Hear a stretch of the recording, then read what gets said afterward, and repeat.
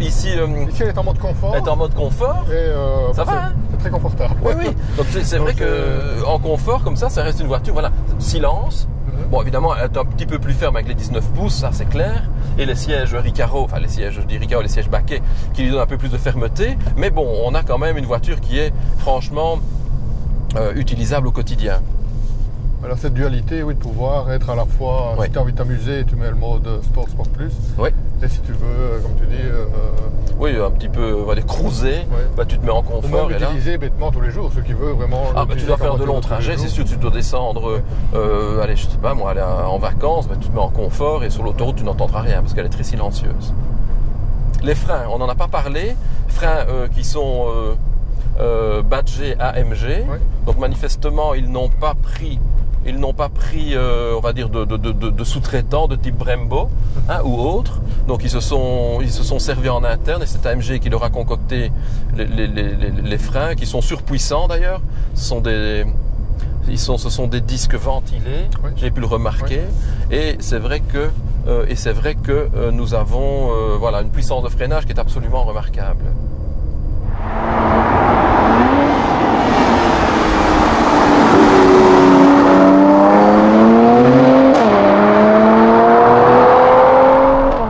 Belle finition au niveau du tableau de bord et de la voiture. Donc ici, celui-ci est carrément avec une belle tablette en cuir, les surpiqûres rouges qui lui donnent une connotation sportive. Du vrai alu. Voilà, du vrai alu. Et de plastique moussé sur la console centrale, ce qu'on avait un petit peu fustigé sur la 45. Bien sûr, bon, c'était on peut pas avoir des plastiques durs. Voilà, ici sur la classe C, effectivement, ils ont monté d'un cran en offrant une belle qualité de finition. Et d'excellents matériaux. Hein. L'assemblage est nickel. Voilà, ici on est en Sport Plus sur des routes, parce qu'en Belgique on n'est pas très gâté, sur des routes qui ne sont pas toujours des billards, comme les autoroutes françaises. Malgré ça, aucun couinement, aucun bruit de mobilier. Donc, non, une bonne voiture, agrémentée d'un beau moteur et d'une excellente boîte. Je trouve que c'est un beau choix. Celui qui a besoin d'avoir de temps en temps la possibilité de conduire ses enfants à l'école et d'aller travailler dans une voiture qui est discrète, la C43, je trouve qu'elle répond bien à cette demande. Oui, puis c'est plus une voiture typée vraiment route comparée à la 63 qu'on a pu essayer. Parce qu'on a essayé la GGT et la C63 dans la version break. Le moteur est un petit peu trop puissant par rapport à c'est plus radical. la voiture. C'est plus radical. Celle-ci en C43, c'est plus une GT. Voilà, c'est plus une GT. Donc grand tourisme. Voiture de course. Voilà, mais qui permet de se faire plaisir, comme vous pouvez le remarquer d'ailleurs. C'est vraiment une voiture qui offre la possibilité de se faire plaisir tout en ayant une sécurité active et passive bien présente. Sympa le son. Franchement, c'est pas artificiel, ça passe pas par les haut-parleurs comme on le voit dans beaucoup de voitures maintenant. Franchement, longtemps. Voilà, tu as essayé dernièrement la Ford Mustang. C'est l'EcoBoost. Voilà. Et là, effectivement, le son, je pense, passe aussi par les haut-parleurs en partie. Voilà. Franchement, il y a quand même moyen, les ingénieurs savent quand même proposer quelque chose. Ils peuvent un peu t'user là-dessus. Quand on arrive dans une certaine catégorie de voitures, on doit pouvoir proposer un son. Ou alors c'est un petit peu, pour moi, c'est un petit peu du vol sur la marchandise. C'est vrai qu'on n'a plus un son aussi enthousiasmant depuis un moment. Oui. Et qui est très présent dès les bas régimes lorsqu'on se met en sport ou sport plus avec les échappements ouverts évidemment. Une direction... Elle directe et précise. Directe et précise, oui. Sans être trop lourde. Non, non.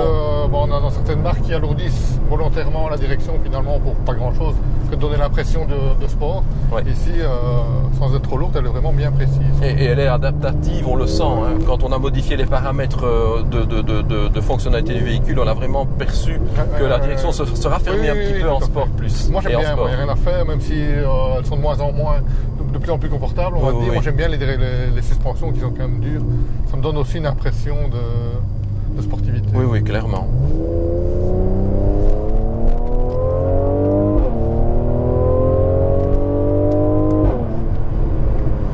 Ah, on va dire que le son, c'est bien. Hein.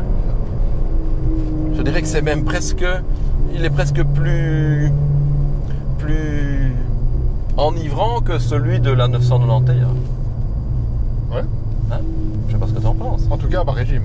Oui. Celui de 991, quand on était au-delà de 4000 tours, on retrouve quand même ce son un petit peu caractéristique, un peu métallique. Ouais. Mais c'est vrai qu'on l'avait dit dans les 3000 tours, c'est vrai qu'il n'y avait pas grand-chose. C'est un petit peu plus rauque. Ici, allez, je suis à combien? Je suis à 1500 tours.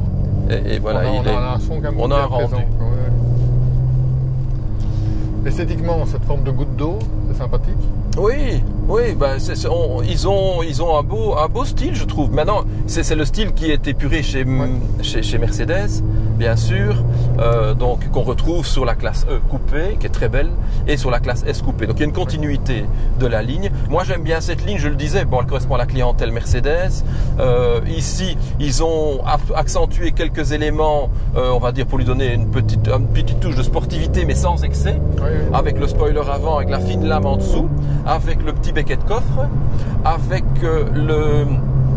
les jupes latérales qui accentuent la ligne. Oui, c'est vraiment le côté AMG Line qui se termine au niveau du bouclier arrière avec les 4 échappements et on va dire le petit diffuseur qu'on retrouve au centre arrière. Qui ne sert à rien mais qui est esthétique. Voilà.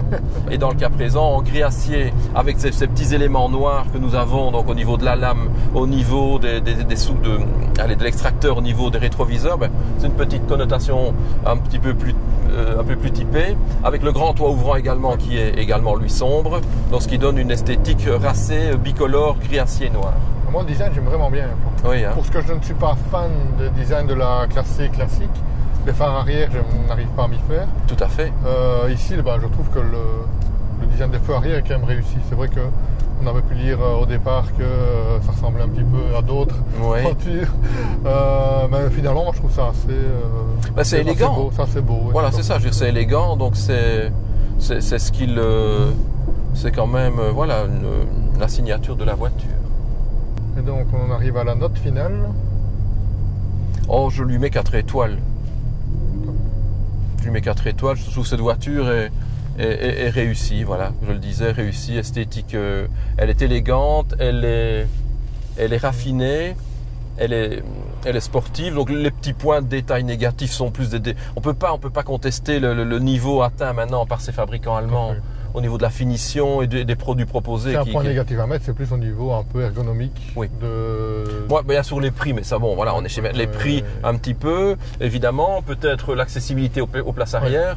Ça voilà. C'est quand même. Malgré tout. Si on se dit les places arrière sont réservées pour les enfants, c'est moins grave. Voilà, on peut le citer, et comme je le disais tout à l'heure, peut-être l'ergonomie, parce que je pense que la console centrale pourrait être un tout petit peu moins volumineuse. Et l'utilisation du GPS. Et l'utilisation de ce qui est Comodo. Il y a un côté un petit peu pas intuitif, c'est-à-dire on parle du Comodo, qu'on parle d'avoir le levier de vitesse au niveau des essuie-glaces. Donc je ne sais même pas où sont les essuie-glaces. Ils sont à gauche. Ils sont à gauche. Donc il y a un côté où on retrouve toujours le même. Il y a les standards dans une voiture à l'autre. Ils prennent une voiture ou l'autre, on a toujours les mêmes instruments aux mêmes endroits. Et ici, le fait de changer ça perturbe un peu. Voilà, mais à mon avis, une fois que tu es habitué, c'est un petit peu perturbant. Maintenant, ici, la console centrale est, je dirais, presque inutilement volumineuse. Parce qu'il n'y a plus grand chose dedans. On a un grand rangement qui est à moitié vide, une horloge. Il y a 3 aérateurs. Et ce qu'on ne retrouve pas ici maintenant, regarde, on le met un peu partout sur le volant. Il y a c'est vrai que sur le volant, il y a une 10, 12, 15 touches, malgré tout. Donc, quelque part, ce qui ne se trouve pas là se retrouve à un autre endroit. Mais je dis, comme je le disais, moi, une console un peu plus fine, avec l'écran qui rentre, permettrait d'avoir un peu plus de fluidité dans l'habitacle et avoir ce côté un peu moins massif. Mais bon, voilà, c'est l'esprit de cette Mercedes. Mais voilà, ce sont des points de détail. À nouveau, l'habitacle, le même que la classe C. Les sièges font beaucoup aussi. J'avoue, si tu aurais des sièges de base, de la classe C, tu aurais moins ce sentiment de sportivité. Tu te sentirais dans une classe C. Voilà, c'est ça. Donc ici, c'est vrai qu'avec ces beaux sièges, les ceintures rouges, les surpiqûres rouges font que l'ensemble donne un caractère sportif bienvenu. Moi aussi, je vais mettre 4 étoiles. Décidément, on n'arrive pas... Écoute Joe, on aime l'automobile, on aime l'automobile sportive et qu'est-ce que tu veux? De toute façon, la cotation, elle aussi sur quelques éléments de détail, mais ici non. 4 étoiles vraiment pour 2 raisons. Un, la finition. C'est vrai que de par l'expérience de la 45, c'était un point sur lequel je me disais on va être attentif. Et effectivement, on est agréablement surpris, donc c'est au-dessus de nos attentes. Et par rapport au moteur, que ce soit au niveau de la sonorité que de la poussée, parce on est largement, moi je trouve ça largement au-delà de ce que je m'attendais en venant essayer cette C43. Donc, j'avais peur, comme toi peut-être, d'avoir un petit peu, une pâle copie peut-être d'une 63. Oui, d'avoir une sous-63. Oui, voilà, une sous-63. Voilà, ils ont sorti ça pour remplir pour faire un produit. Pour faire du volume. Pour faire du volume, mais non. Non, je trouve que c'est une voiture différente. Ça n'a pas de. C'est une autre philosophie. Voilà. Une philosophie vraiment, comme tu disais, sans être une GT, mais de la philosophie GT. Ben voilà, on arrive au bout. Ça fut un plaisir de découvrir cette voiture. Vraiment, je tiens encore à remercier les établissements Barvaux parce que c'était vraiment sympa. Ils nous proposent toujours de véhicules très beaux qui nous attendent et un accueil super sympa de Laurent et de son frère. Donc merci à eux et à très bientôt. Et merci à vous de continuer à nous suivre, de nous encourager par vos commentaires sympathiques et vos petits pouces bleus, surtout continuez. Merci à tous. Et à bientôt. Salut tout le monde.